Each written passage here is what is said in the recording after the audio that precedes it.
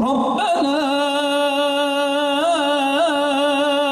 إننا سمعنا مناديا ينادي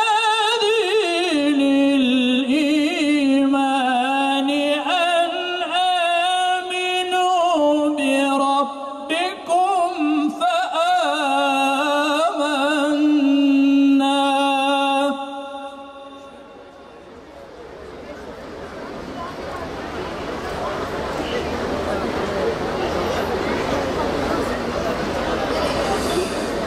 ربنا فاغفر لنا ذنوبنا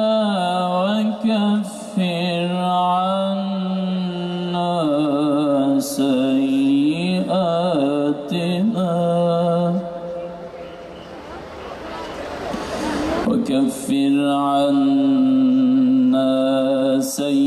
سيئاتنا وتوفنا مع الأبرار. Uçakların, tankların, kurşunların karşısına dikilen kahraman milletimizin her bir ferdini hürmetle, muhabbetle selamlıyorum.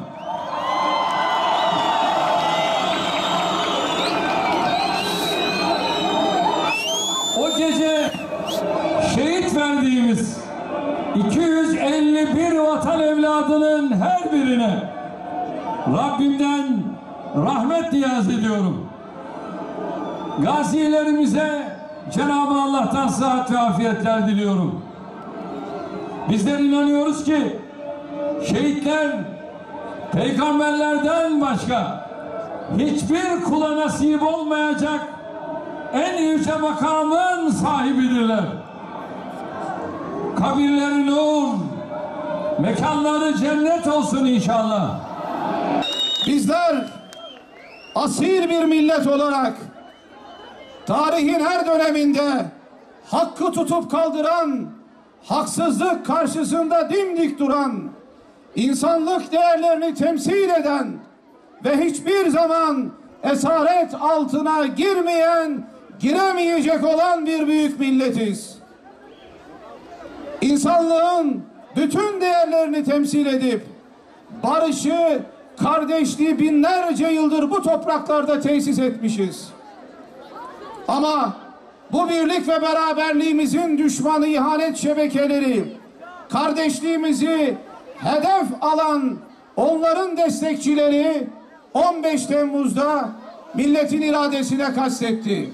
Ama bu millet, bu aziz millet, annesinden aldığı helal sütte, babasından aldığı hayır duada ve en büyük mertebeyi şehadette bulan bir imanda onların karşısında dimdik durdu.